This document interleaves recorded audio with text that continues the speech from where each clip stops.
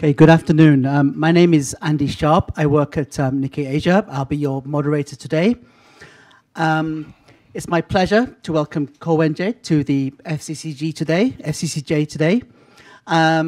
He has a long career. He used to be a doctor at the National Taiwan University Hospital and a professor at the National Taiwan University College of Medicine, and then switched to politics, running as an independent and winning the 2014 Taipei mayoral election, and again in 2018.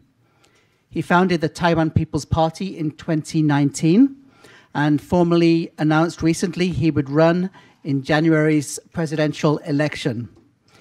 He styles himself and his party as a third political force between the ruling Democratic Progressive Party of Tsai Ing-wen and the main opposition Kuomintang. Recent polls show that Ko has been picking up support in recent months in a presidential race that looks to be wide open. So we could today be talking with Taiwan's next president. Today, Ko will talk about Taiwan's place in the world and his plans for Taiwan should he get the top job. And as I can see, we have a lot of cameras and Taiwanese media here today. So we can expect some interesting questions. So anyway, without further ado, we'll let Mr. Ko speak for about 10 minutes or so with interpretation by Mariana here. And then we'll open the floor to questions and answers. Okay, the floor is yours. Okay. 日本外国特派员协会的各位会员以及现场的媒体记者，大家午安，大家好。我是2024年中华民国总统候选人柯文哲。距离上一次来日本已经4年了，这一次非常荣幸有这个机会来这个地方演讲，感到十分荣幸。Hello to all members from our Japan Foreign Correspondents Association and also our reporters here. I am a presidential candidate of the Republic of China in 2024,柯文哲. And it has been already 4 years since my last visit to Japan, and I'm very much honored to be able to give a speech to all of you here at FCCJ today. 2013年，中国开始“一带一路”计划。2018年，美国总统川普开启了美中贸易大战，从此国际局势遭到了剧烈的冲击，地缘政治也开始成为世界各国关注讨论的议题。其中，台湾与中国大陆之间的互动，以及海峡两岸的和平，更是洞见观瞻。海峡两岸的和平，对于维系印太地区以及世界的和平都相当重要。In 2013, China has started the Belt and the Road initiatives, and in 2018, Donald Trump has started the U.S.-China trade war. Since then, we were seeing the international situations becoming under severe impact. Geopolitics has become a topic of much concern and triggering discussions around the world. And the interactions between Taiwan and mainland China and the peace across the Taiwan Strait is a matter of very much concern. 为了确保台湾海峡两岸的和平，台湾应当是美中沟通的桥梁，不应当是美中对抗的棋子。台湾应当是一个团结和谐的国家，不应当是一个分裂斗争的国家。台湾应当是美丽之岛福尔摩沙，而不是如外国媒体所称世界最危险的地方。台湾应该由清廉、勤政、爱民、爱乡土的政府来带领人民，而不是口号治国、大傻逼、再留子孙、制造仇恨分裂的政府来带领人民。And the peace across the strait is bringing great value to maintenance of peace in Indo-Pacific region and the world as well. In order to ensure that this peace across the strait will be in place, Taiwan should be a bridge of communication, channeling the communication dialogues between U.S. and China, and not being a chess piece played around in the U.S.-China confrontation. And Taiwan should be a united and harmonious country instead of a country of division and struggles. Taiwan should be called the beautiful island of Formosa, not being called by some foreign media as the most dangerous place on earth. Taiwan should be led by a very diligent, of high integrity, government who cares for its people and also the land and its culture, not a country to be ruled by just slogans on the mouth and spending big money and leaving debts to the future generations or creating hatred and division across. 今天我想以台湾新政治为题目，来跟各位谈谈台湾如何如同19世纪日本的明治维新，让台湾进行文化与价值上的改变，成为一个进步的海洋民主国家。Today, I want to speak to you on this topic about how Taiwan should change and evolve into its new political system.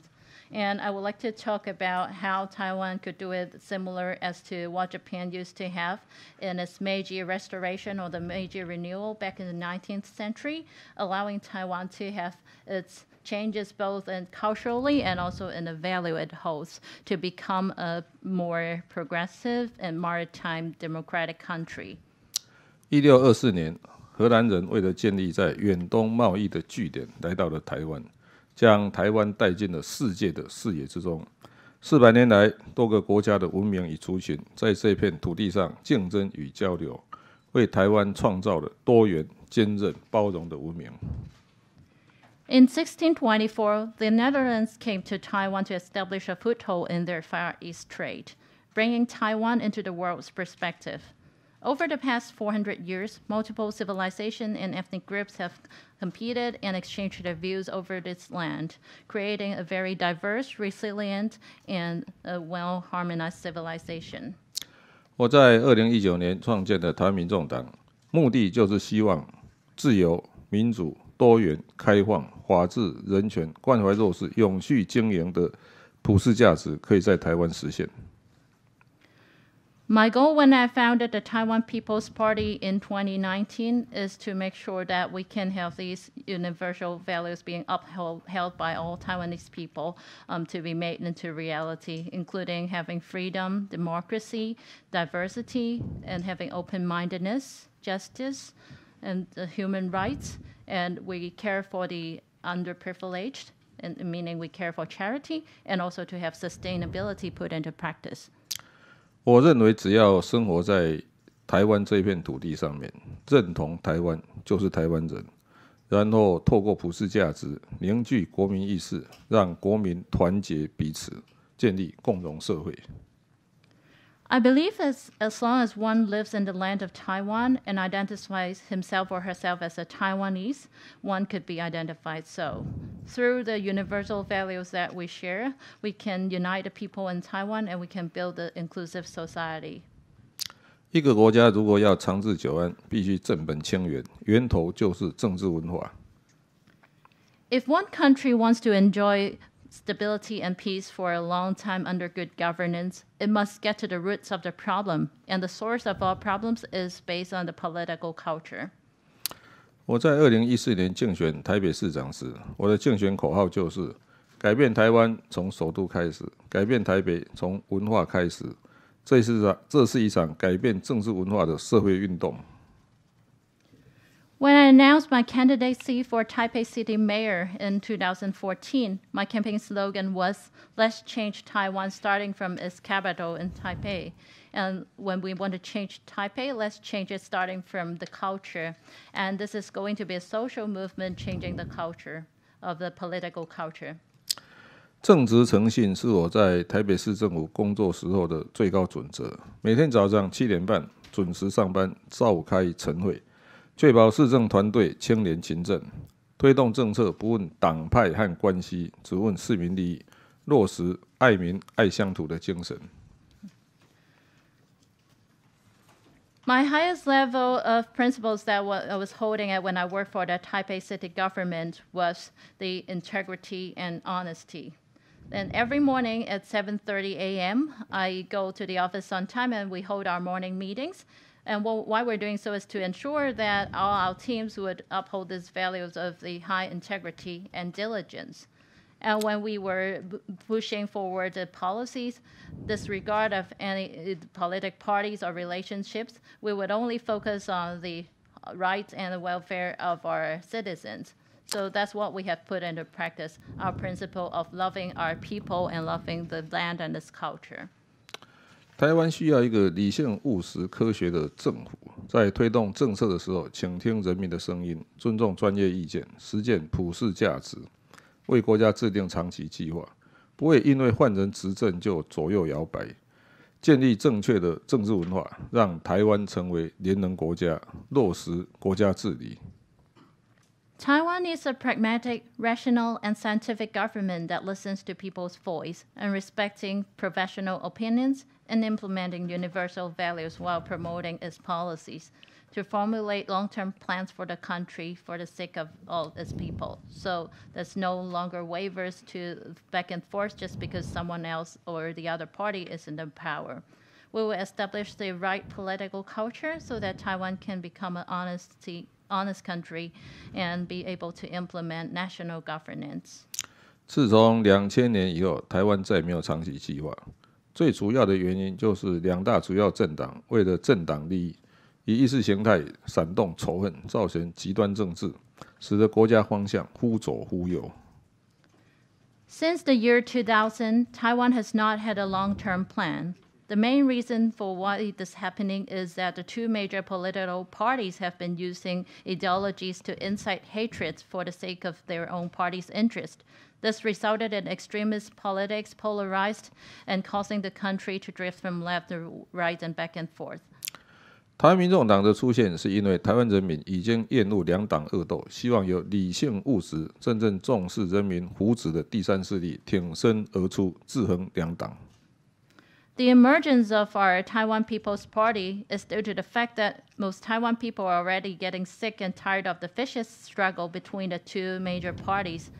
Taiwan's people are hoping that a rational, pragmatic the third power that will truly value the well-being of its people, that will come forward and counterbalance the parties. 台湾应该实行联合政府，我主张执政者应该主动分享权力，用人唯才，让各政党可以一起贡献所长来团结台湾。Taiwan should have a coalition government in place. I advocate that the ruling party should take initiative and share its power to implement meritocracy so that all the political parties can be able to contribute their strengths to unite Taiwan. 另外，台湾的总统制常常被批评为有权无责，无法落实责任政治。要解决这个困境，我主张总统必须依据宪法向立法院进行国情报告。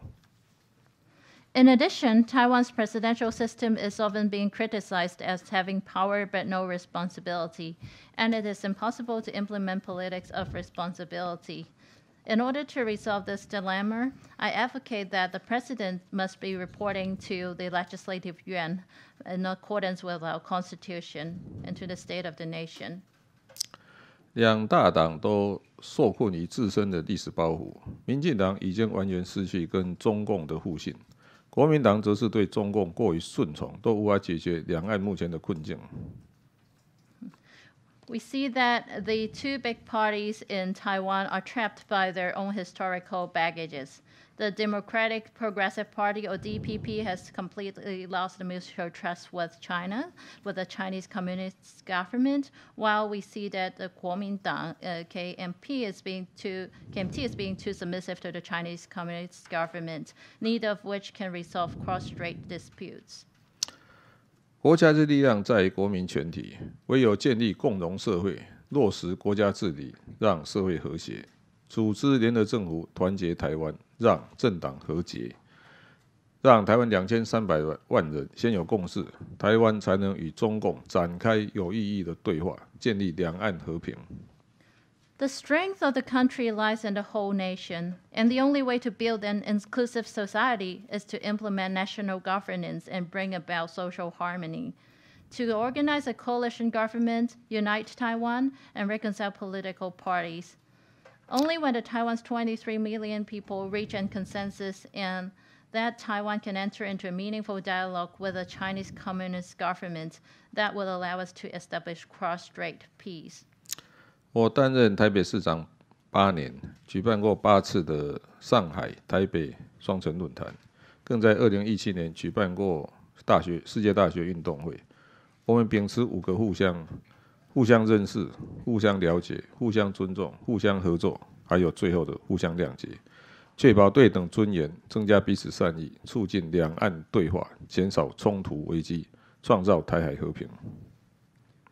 During my tenure as a Taipei City Mayor, I have hosted a total of 8 Twin City forums between Taipei and Shanghai cities, and also hosted the World Universities Games, or the Universiade, in 2017. We uphold the 5 mutual principles, meaning the mutual understanding, mutual appreciation, mutual respect, mutual cooperation, and also the mutual acceptance in order to assure reciprocal dignity and to increase our mutual goodwill. And this all allows us to promote cross-strait dialogue, reducing the risk of conflict and creating peace in the Taiwan Strait.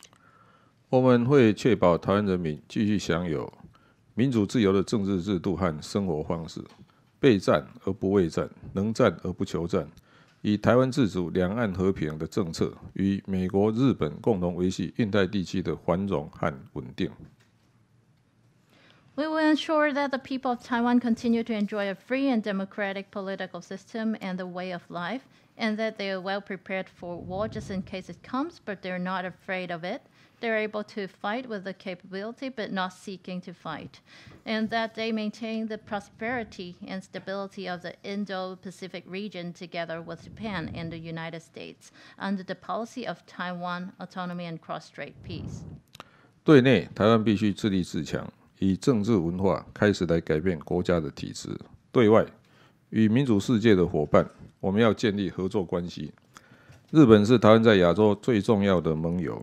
基于过去100多年的互动与交往所建立的深厚友谊之上，全面深化各项合作。Domestically, Taiwan must be self-reliant and change its national structure from political culture onwards. And externally, in diplomatic sense, we need to build collaborative and cooperative relationship with our partners in the democratic world. Japan is Taiwan's most important ally in Asia, and we need to deepen our cooperation based on the kizuna, the deep and mutual bonds we have built over the past 100 years of mutual interaction and engagement. 在李登辉前总统的时代，有明德小组扮演美日台3方高层沟通的平台。未来我们也希望重新建立这样的制度，彼此分享讯息，维护区域的和平。Under former President Li Denghui's administration, there was a Mingde group that served as a platform for high-level communication across the United States, Japan, and Taiwan. We hope to reestablish such a system in the future so that we can share information and maintain regional peace. 日本是台湾第3大贸易伙伴，在全球瞩目的战略产业半导体产业有非常密切的合作。我们希望台日双方可以合作，建立更有韧性的产业链，作为世界科技与经济发展做出一个稳定的贡献。Japan is Taiwan's 3rd largest trading partner, and there is close collaboration in the semiconductor industry, a strategic industry of global importance. In the future, we hope that Taiwan and Japan can work together to build a more resilient industrial chain and make a stable contribution to the world's technology and economic development. 台湾许多中小企业都拥有很好的技术，被称作隐形冠军。未来我们会积极加速制度法规接轨国际，争取加入区域经贸组织，尤其是 CPTPP、RCEP 等区域经贸组织。让优秀企业走向世界，世界走入台湾。Many small and medium-sized enterprises in Taiwan have excellent technologies and are called the invisible champions in their field. In the future, we will actively accelerate the integration of systems and regulations with the international community and strive to join regional economic and trade organizations, especially the CPTPP, RCEP, and other regional organizations, so that those outstanding enterprises from Taiwan could go global and to the world. We also allow many outstanding companies to enter Taiwan. 现在大家都说台湾有事，日本有事，美日同盟有事。我希望在未来大家可以说台湾和平、日本和平、世界和平。Now everyone's saying is going like when something happens to Taiwan, it would go over to Japan, and also it would affect the ally between Japan and the United States. My hope is that in the future we can say, we see peace in Taiwan, peace in Asia, and therefore peace in the world. I'm confident that in the future, Taiwan is going to make more positive contributions to global democracy and become a good model of progress in the democratic world. 台湾一直以来都被称为华人世界的民主典范，未来我有信心，台湾可以成为全球民主的进步典范。谢谢大家。And that is what Taiwan has been called upon all the time as the democratic good role model of the Chinese population. And I'm confident that Taiwan is going to make more progressive contributions to the world moving into the future, becoming a good example. Thank you to all.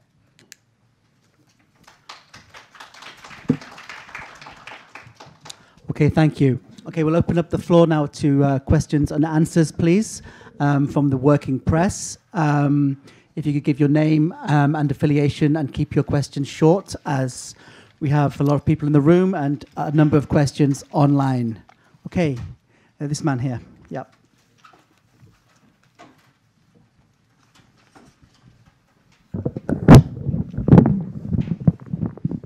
My name is Kondo from Japanese publishing company Kodansha, and my question is that what's the difference between your 민중당, 국민당, Chinese politics between your party and 국민당, and do you have a plan to withdraw your candidacy the next presidency and fight with 국민당 against 민진당? Thank you. 第一点他问说，台湾民众党在大陆政策上与国民党有什么不一样？简单的讲是这样的不只是国民党，其实也跟民进党。第一点台湾还是应当是站在自由世界这一边，所以跟美日的这个合作关系就不会改变。唯有在应对中国的时候，我们跟其他两党有态度上的不一样。民进党是跟大陆完全不沟通，国民党又太顺从了，所以我们就想要办法在其中取一个平衡。这第一点。第二点他说我们会不会跟国民党合作去赢得那个选战？这个问题在台湾已经被问了好几个月，你知道吗？我倒觉得是这样的政治并不是说要推翻谁打倒谁，更重要的是我们要给台湾带来一个新的政治。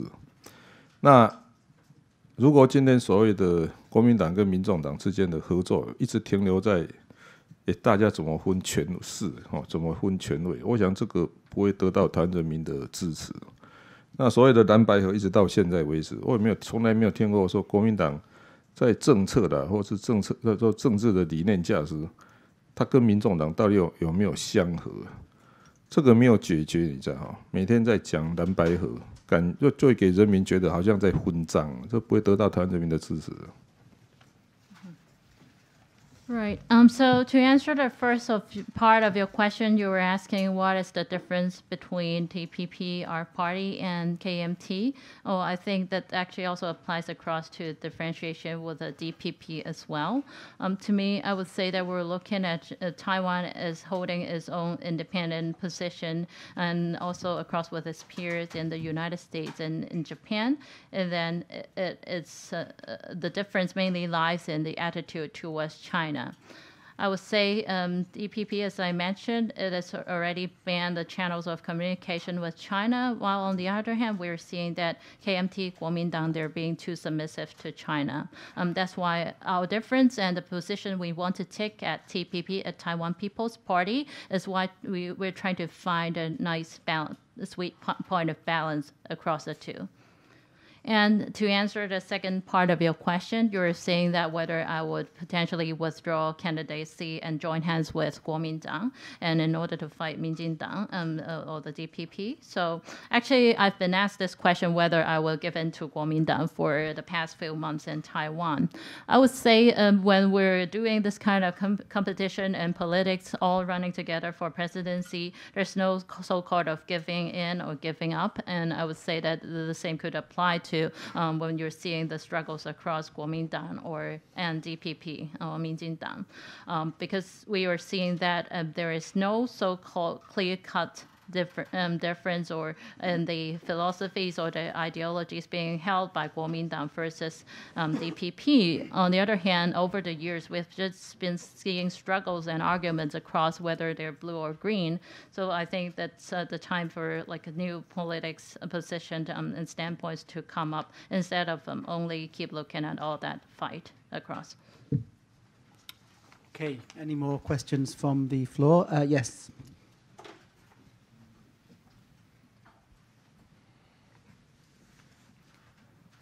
Correspondent of Taiwan Television， 台湾 Television Sendis， 我用中文请教您。台视新闻特派员宣传方。我们记者俱乐部已经有2位台湾来的总统，一位是卸任总统，一位是现任总统。明年的这个时候，你可能会是第3位总统也说不定。但您这一次来访，您的行程排得非常的紧凑，也非常充实。相信您在这一次访日的期间，您一定感受到日本人对台湾有事、日本有事的这件事情非常的关心。您所提到的台湾和平就是世界和平、日本和平，但您要用什么样具体的方式来让台湾维持和平呢？因为台湾现在跟中国大陆已经完全没有互信的关系了。在这样的情况之下，您有什么样的具体的方式呢？而不是宏观的概念，而是更具体的方式能够说明一下吗？谢谢。Maybe I should translate the question first. So this is from the TWBS. I'm a correspondent from the Taiwan Taishi Xinwen. And actually, you are the third person potentially because there have already been 2 former presidents visiting us here. So potentially next year, you may become the third president that's visiting this place. And I see that during your visit this time to Japan, your schedules are really packed. And I see that you got a lot of activities during your stay here. So I think you could maybe feel that during your stay that Japanese people are really concerned about whether anything is going to happen to Taiwan in terms of peace, and they closely feel that that could be influential to what's going on in Japan as well. So I'm just wondering, what do you think are the hands-on way or measures that you can put in place to keep the peace of Taiwan? I am not talking about like macro concepts or those bigger ideas, but talking about what are the actual hands-on things you think Taiwan can do to keep peace, because we're seeing that the mutual dialogues or channels for communication with the China government has already been closed out. So please advise if you think there are any concrete measures. 日本有事，台湾有事，日本有事的理由非常简单，因为日本超过90% 的能源必须通过台湾的附近海域来到日本，所以日本本来就非常关心台湾的安全。那么如何促进台海和平？几个原则第一点我还是同意所谓的嚇阻的战略，意思就是说，一个国家的安危不可能完全寄托在另外一个国家的善意上面，所以台湾在国防自主上面一定要达到相当的程度，可以让对方觉得说，这个攻打台湾的代价太大。所以 deterrence 这个字，我在1个月前访问美国的时候，这个字是在美国高层用最多的一个字，叫 deterrence， 翻译成中文就嚇阻。所以台湾必须有足够的国防力量，这第一点。第二点，在这个基础之上，我们愿意跟中国对谈。那常常是这样的有人说关系都不好了，为什么要谈呢？我倒觉得倒过来了，爱的相反词不是恨，爱的相反词是冷漠。所以有时候就是越是争吵，你知道才反而要谈呢。那我过去当台北市长的时候，举办过8次的双城论坛，其实每一次也是都在幕后还是有很多的争议的但是透过一次又一次的沟通以后，其实到一个程度上，双方也建立一定程度的互信了。我想这是一个例子，就是说，所以回答你的话，2个重点，一个是要维持国防自主，要维持嚇阻的力量；第二，还是要设法沟通。Right. To answer your question, I think it's no surprise that it's all penetrating and well understood about the concept of when something happens to Taiwan, Japan would not stay out of the game. And I think this is natural because 90% of the energy supply coming into Japan is going through the Taiwan Strait anyway, so there's no surprise that anything affecting the peace would affect Japan too. And talking about how to keep peace in the Taiwan Strait, I think there are two important points. The first point I would say, I also heard it very much times during my stay in my visit to the United States, is deterrence. I think it's important for Taiwan to have its own national defense being well established and to hold a certain ability, because that would help to defend and help to stop provoking the other party from trying to attack or come to war to Taiwan if you have a certain level of the national defense well established. So that's number one. And number two is, I think still the mutual dialogues with China would be very much appreciated to enhance the peace, because I think you may say, while the relationship is not really looking good and we're having the dialogues close out, why do we still want to talk? But I think it's the opposite. If you want to make any advancement or change to the relationship, it's crucial for you to have a mutual conversation. During my tenure as a Taipei City mayor, I've held 8 sessions in total of the Twin City Forum between Shanghai and Taipei. And of course, in the backside of that, we got many struggles and many arguments too, but eventually we had advancement made in understanding each partner, our counterpart, and to have a better mutual trust. So I think that is one of the examples of how to establish better relationship and peace through the mutual communication. Okay, thank you. I'm going to ask a question from online, and then I'll come back to the floor. This is from Martin Kohling at Handelsblatt, a German newspaper. He's asking, how do you see the current China under Xi Jinping? Some see China as an increasingly ultranationalistic and oppressive dictatorship that is preparing to fight a war and to unify with Taiwan. Others think that this is a distorted view and see China as a rising power that does not, unlike Western powers, does not have the same history of imperialism. How do you see the PRC in general and its intentions via Taiwan in particular?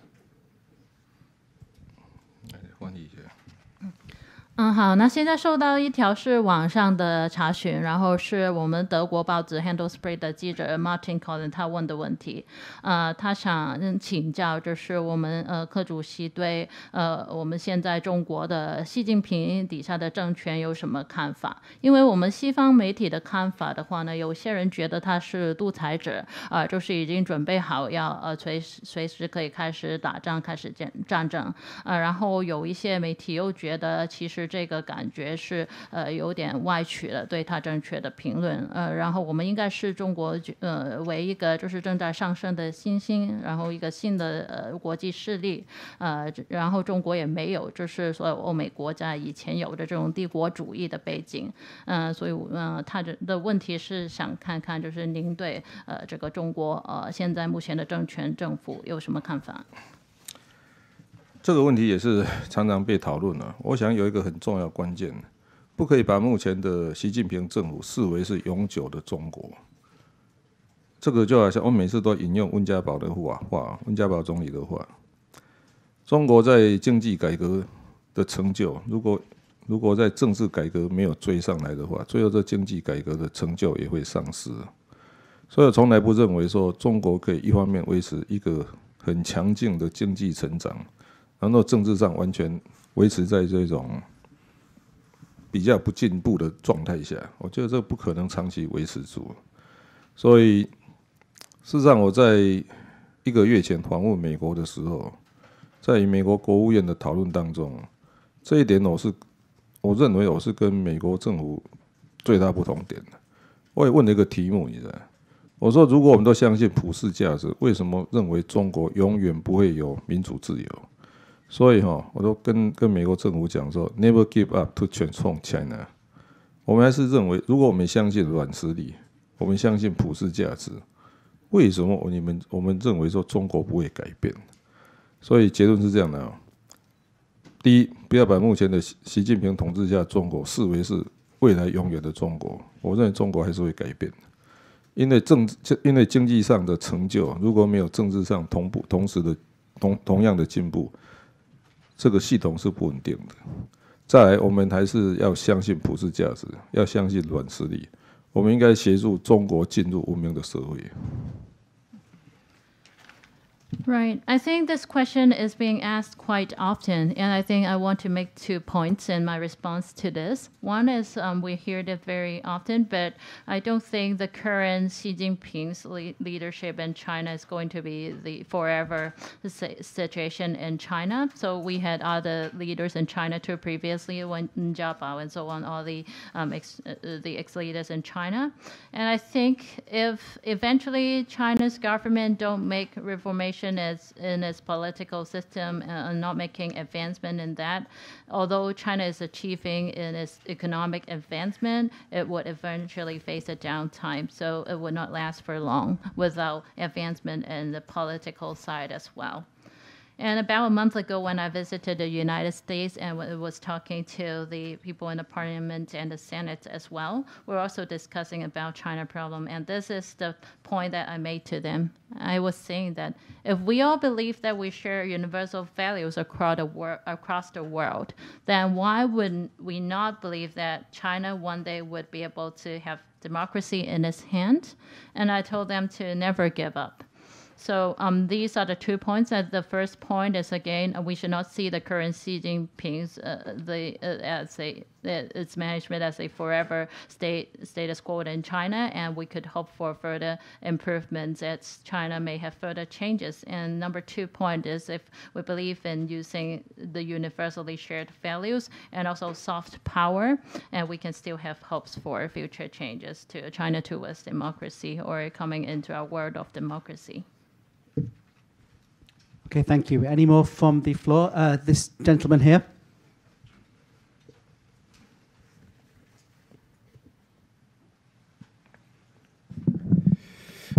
Nishimura with Hokkaido Shimbun. Thank you very much. In the article of Asahi Shimbun this morning, which was the interview to you, you mentioned the possibility of having the trilateral security talks between Taiwan, Japan, and United States. And could you tell me what is your specific idea of that framework? For example, how frequent, yearly or more frequent, or which level? Top leaders level, or ministers level, or senior official level? Thank you very much.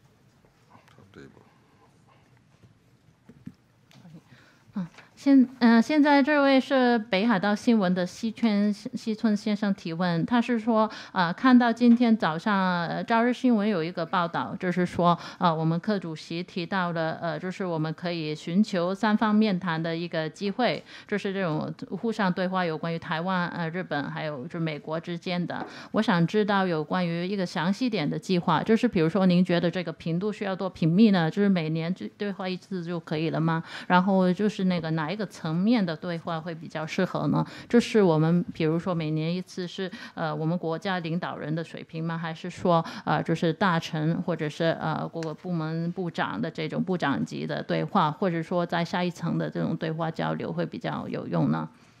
这个美日台那个国安层面的沟通平台这个不是我发明的，这是李登辉总统在当总统时候的当时因应台海危机的模式。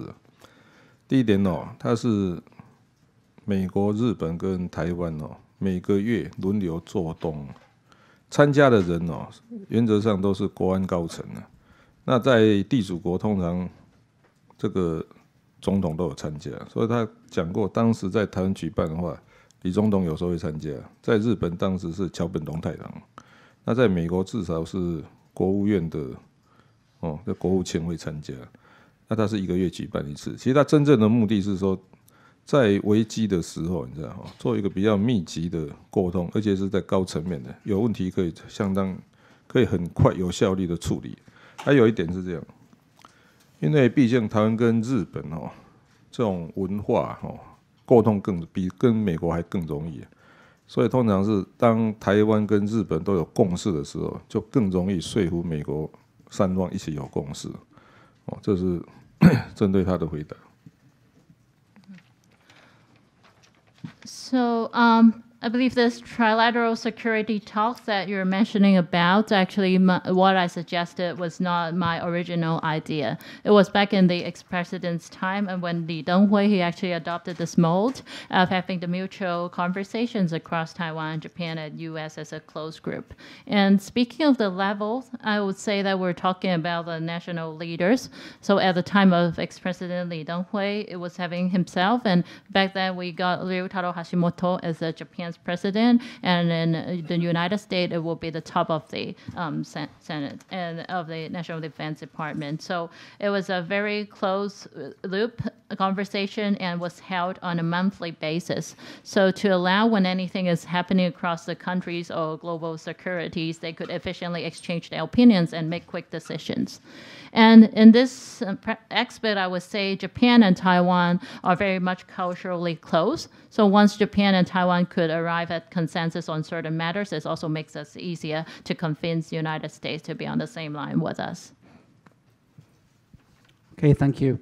Okay, another question online here. This is from my colleague Thompson Chow in Taipei. He's saying Taiwan has focused a lot of its diplomacy on Russia's invasion of Ukraine over the past year. But in contrast, the ongoing crackdown in Hong Kong and the Myanmar's post-coup crisis have fallen off the radar. If elected president, will you step up support for the Hong Kong people who have moved or want to move to Taiwan, and how? And also, when the Burmese military is still actively killing civilians and persecuting elected politicians, will Taiwan, under your leadership, refuse to recognize the junta's planned election? 我们现在又收到一条网上提问的问题，这是我的同事，我们日经新闻在台北的 Thompson Chan 他问的问题。他是说看见台湾就是最近在俄罗斯攻击乌克兰的态度上就是很支持我们维持和平，就是有一个比较强硬的态度。但是相比之下呢，我们看见比如说香港的问题，或者是缅甸这边也是军政府攻击平民的这些举动呢，我们就没有看到台湾有什么强烈的表态。所以我想知道，如果您当选总统的话，您会就是比如说有一些具体的政策吗？比如说帮助如果有一些香港人想要移居到台湾，会有什么样的政策可以支援他们呢？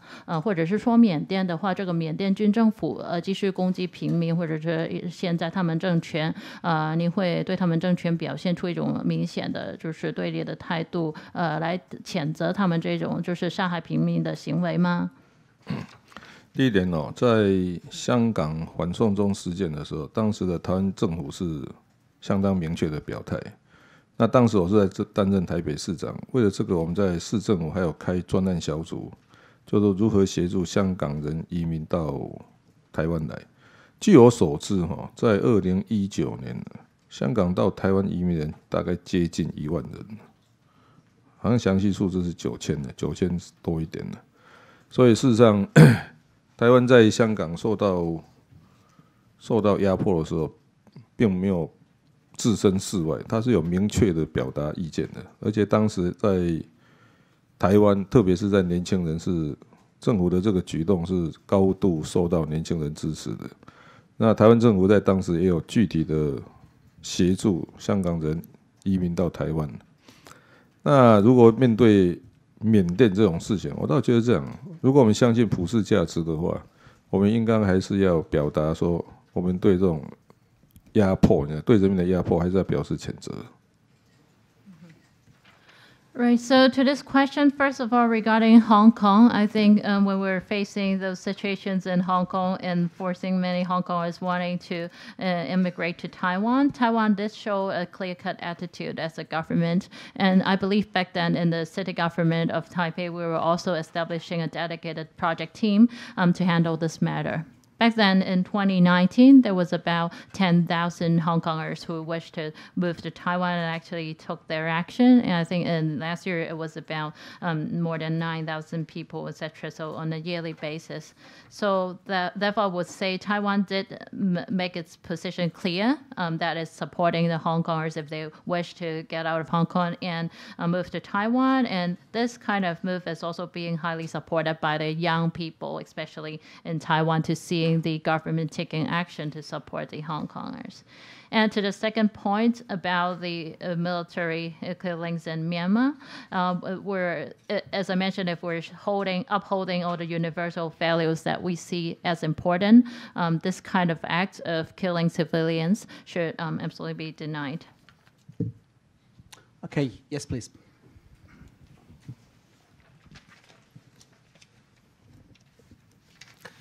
Hello, Gabriel Dominguez from the Japan Times. You mentioned that as part of your peace plan, you don't only want to reinforce Taiwanese defense capabilities, but also engage in dialogue with China, because this is crucial.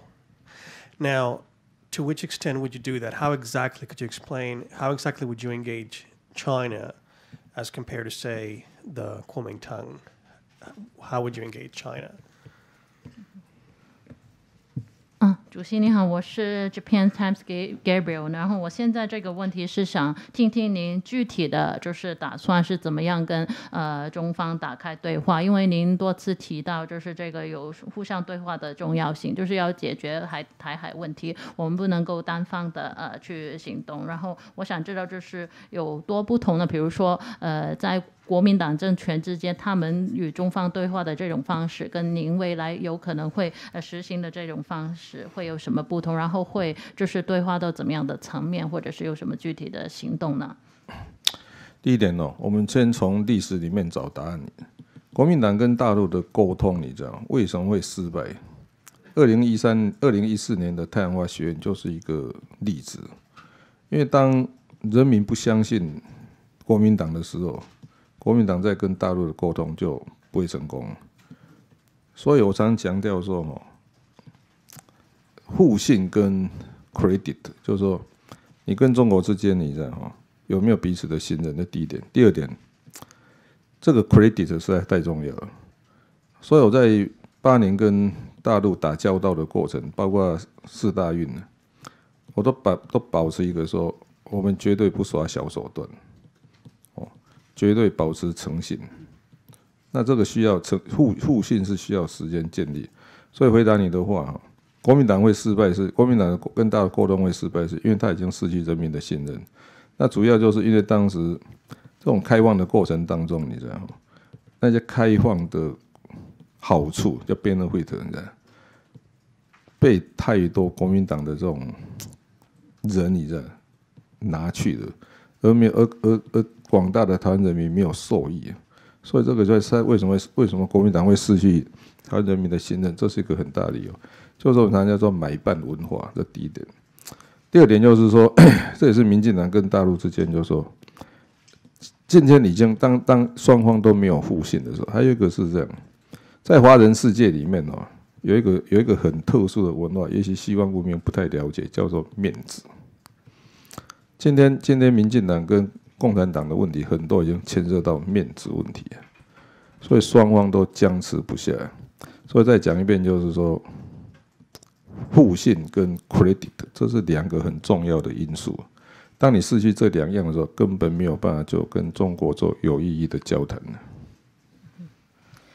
Right. To your question, I would say history is giving us part of the answer or hint to the answer. Why Kuomintang at their times during their rule couldn't build a successful conversation or relationship with China was that, especially around the time of 2013 and 2014, the people in Taiwan was losing their trust in Kuomintang because they were trying to have this conversation and opening up the market to the mainland China, but eventually that did not come to success. I think there are 2 important things. One is we need to build a true mutual trust between the 2 sides. And the other thing is we need to also be creative and trying to really solve the problem. In my 8 years of experience as a Taipei mayor, and I was also handling the organization of the 29th Universiade, and organizing those international activities also involving China. One important principle I was upholding was that we never play around in the background with small tricks, meaning we're really open and hold high integrity in the communication we're having with China. And it takes time to build trust. So, but we were able to do those successful events, so I think that's a story we have learned. And so the point why Kuomintang didn't have the true success in the building relationship in China was that it started to lose the trust of Taiwan people. And when it gets some advantages from opening up to China, it actually takes away most of the advantages and benefits that were brought about from that better relationship. And the people of Taiwan didn't really get much of it. And that's why it was losing the trust of its people. And let's look at the other party, DPP, Democratic Progress Party, or 民进党. And they, as previously mentioned, already lose the mutual trust relationship with mainland China. And I think why they couldn't make any change to that status quo was that it may be hard for Westerners to understand, but in the world of Chinese people, there's a concept of 面子, or we want to hold our face. So due to what is already being said in the history or the previous conversations, both sides refuse to open up or have a frank and open conversation because of what they have already said before, and they want to hold their face. So that's why it's sort of a frozen or very strict relationship as for now. So that's how I see it. So I think, again, mutual trust is very important, and we try to bring in some creativity to change the situation. Just a quick follow-up question from me. Should you become elected as president of Taiwan, would you seek a meeting with Xi Jinping? 目前没有了，还有一点呢，我说要先决定战略，再决定战术，再决定战斗。所以你做事情要有目的。所以请问我跟习近平谈现在目的是什么？这个还没确定之前，谈也没有用。所以最后就沦为表演了，为了谈而谈。Right. So to this question, frankly speaking, I don't have any plans to have direct conversation with President Xi Jinping at this moment. And it's based on the principle that I always mention. I think we need to always start from strategy, going to actual hands-on tactics, and then going to the actual fight if we need to be on a fight, for example. So I think without any concrete agenda, what exactly we have to discuss with Xi Jinping, I think I would not be ready to schedule a meeting, because the first thing is we need to have a clear agenda on what exactly we'll want to discuss and what's the purpose of that conversation. Okay, another question here from online from Richard Lloyd Parry of The Times. He says, Western media coverage of Taiwan is dominated by the tensions across the Taiwan Strait. But how much do ordinary Taiwanese people care about relations with Beijing? Are they equally or perhaps more concerned with the economy and the cost of living? 好的，主席，现在我又收到一个网上的问题，这是 Times 纽约时报的这个不是纽约，就是 Times 的记者是 Richard Lloyd Parry， 他的问题是说我们西方的媒体或者西方的眼光来看台海的关系呢，最主要还是看就是中台之间的这个局势比较对我们来说还是重点。那我想知道一般台湾人民他们的重点会放在哪里呢？就是与我们西方同样是非常重视这个台海关系这个局势的问题吗？还是说看对与中方关系，台湾一般人民会比较在意就是民生问题，比如说经济上有什么影响啊之类的呢？在去年8月美国众议院议长裴洛西访问台湾的时候，后来我们就发现全世界都很紧张，不紧张的是台湾人民。所以我们也在研究这个问题。我倒觉得这样，我们老百姓固然不会接受说在现阶段被中国大陆统治，可是我们忘记一件事情，和平是要有代价的。所以我常常觉得我们目前台湾人民的确忧患意识太少了，这是的确是我们的问题。那原因之一是因为政府可能为了选票上的考量，所以刻意把这个忧患意识压低了，因为怕说因为引起大家太多的注意，会影响选票。所以刚才这个记者问的题目，的确有点到我们台湾社会一个实际的问题，就是说，他明明是很紧张，可是台湾人民都太缺少忧患意识，这是我们内部要去注意的地方。Right. I can take an example as a response to this question. In last year's August, when Pelosi, the head of Senate from the United States, was visiting Taiwan, the whole world was very excited about her visit. The only people not excited was people living in Taiwan. So I would say then we were studying this issue and seeing why then are the Taiwan people not really caring about it. And I think we're not seeing even big reaction in the Taiwan people as to one day they may eventually come under the China communist rule. But why they're not excited or not concerned about it at all was perhaps they're forgetting that there is no free lunch. To have peace, there must be something that you need to pay off or trade off at the background. I think Taiwan and people sort of is lacking this sense of alert in the political matters across the strait.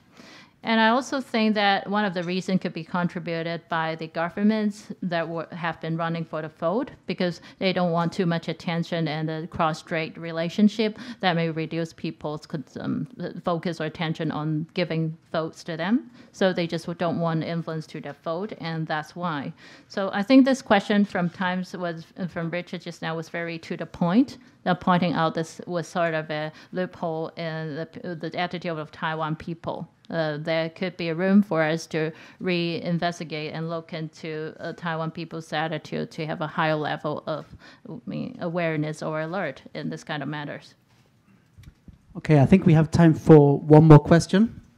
Anyone from the floor in Chinese, English, or Japanese? It's okay. Yes, sir.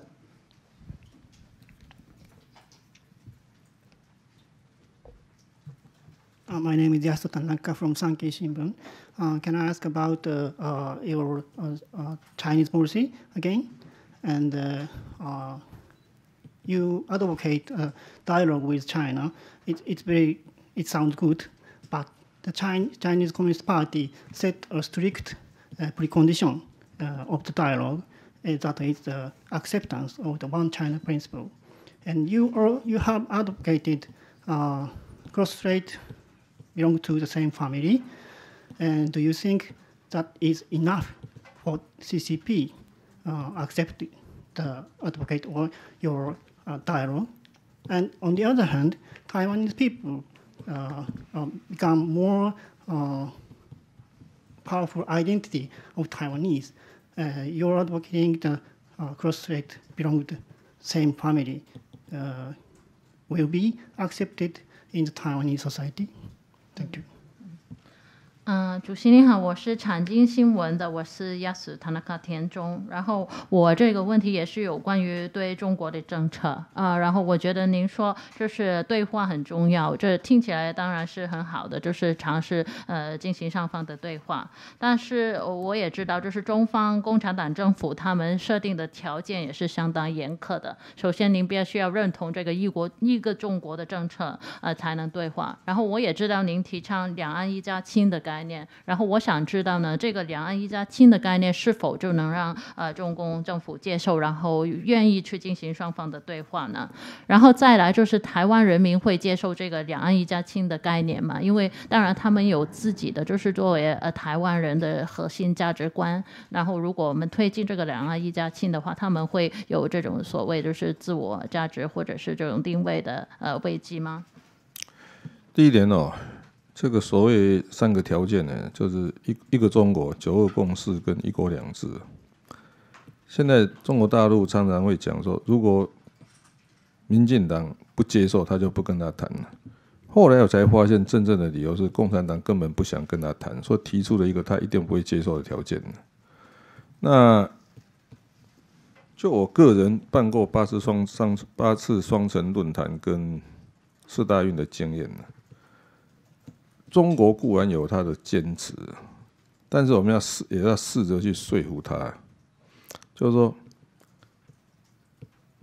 像第一点呢，我们没有正面否定你，但是也要让他。所以我当时为什么提出5个互相？5个互相里面互相认识、互相了解、互相尊重、互相合作。其实最后那个最难，叫互相谅解。我们要让对方知道说，你有你的困难，我也有我的困难。那如果你坚持这个，那后面根本都没得谈所以是不是我们可以换个方法来处理？所以所谓对话，你知道吗？对话就是说，我想跟你谈但是能不能彼此谅解一下？那两岸一家亲这个是这样的，所以有时候我们要求对方谅解的时候，有时候也要倒过来，要跟台湾人民解释。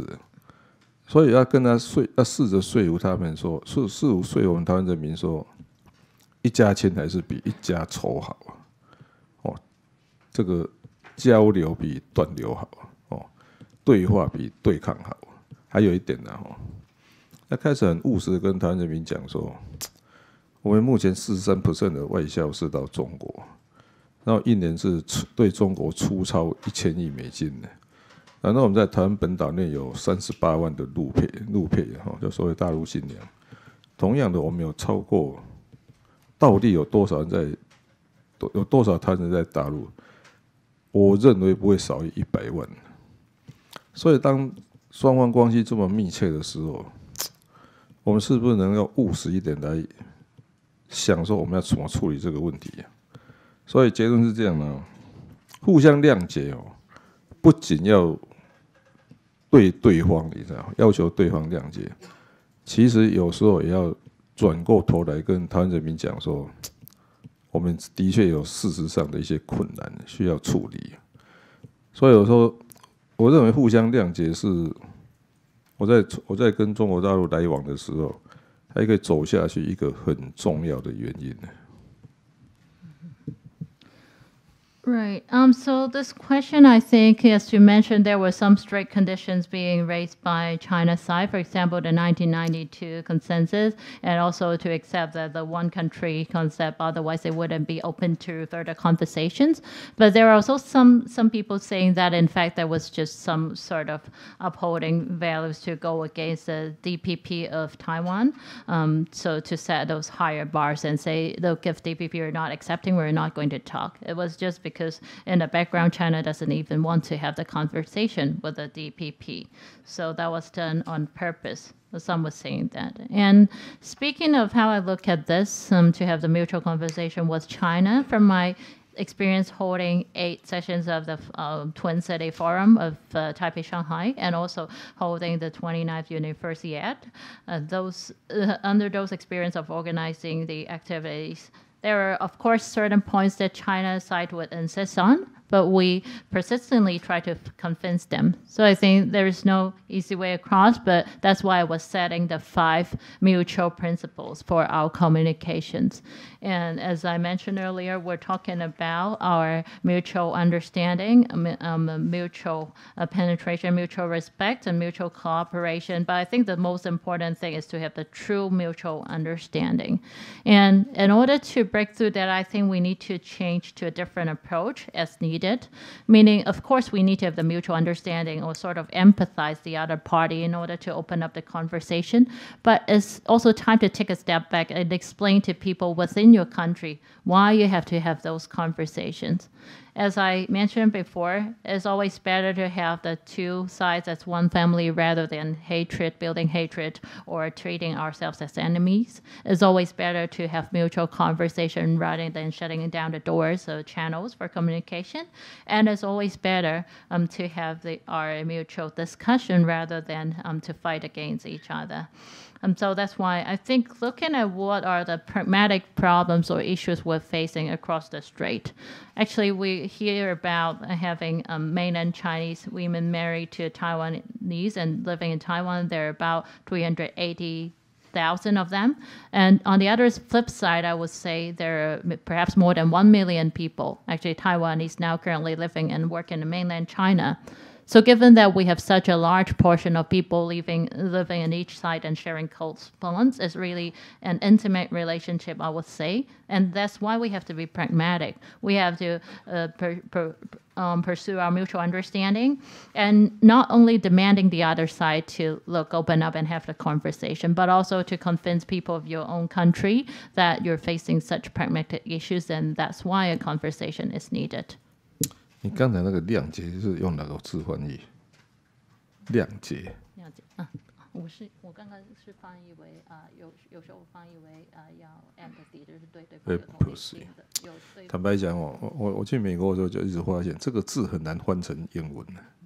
谅解，我是找不到适当的字，所以为什么美国就听不懂这个字 ？empathy， 像吗？这个要问在座的记者有没有更精确的字可以把谅解翻成英文？没有，大家想想看。Right. This question was about that original word was 谅解. That's like mutual understanding, and I use empathize in part of the translation because I just wanted to differentiate with the other words and the mutual principles. But it's actually kind of hard to translate that into English. And according to experience in U.S., it couldn't find a very good word. So it's asking for any opinions from our reporters here.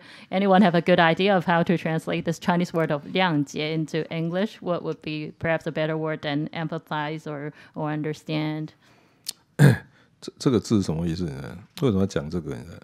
台湾比世界更了解中国，台湾比中国更了解世界。所以为什么有时候希望世界在跟中国打交道会踢到铁板？因为的确有很多字是，就是那个同一个文化才有办法了解说那个字是什么意思。但跨过文化的时候，就是很难沟通。And why I'm bringing this translation thing up is because I think it also applies to our relationship across Taiwan, China, and the rest of the world. So I think Taiwan has a better understanding of China compared to the rest of the world. And then we can we can understand better through these different perspectives. But there are many words, taking this 谅解 is one of the examples. Sometimes it's difficult to translate across the cultures. And when we're trying to translate, sometimes you don't 100% convey the true meaning in that original language. Yeah. Okay, thank you very much. Thank you very much indeed. Okay, we're going to wind up the press conference here, and I'll give you a 1-year free membership of the club. So please come back. Okay, Okay, thank you.